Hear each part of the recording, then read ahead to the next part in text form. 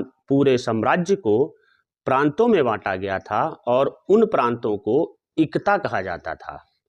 इक्तों का विभाजन फिर किया गया। जैसा कि आप जानते हैं कि वर्तमान समय में भारत एक देश है और इस देश में 28 राज्य और 8 केंद्र शासित प्रदेश हैं।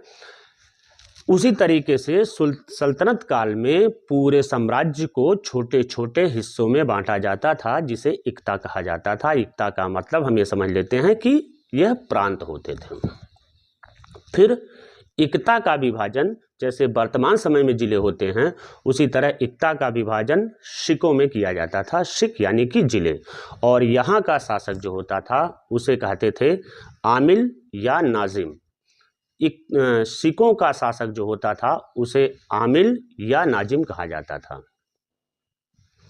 अब हम यही समझ लेते हैं कि इक्ता क्या होता है। पहले इसी की चर्चा कर लेते हैं क्योंकि ये बहुत महत्वपूर्ण है।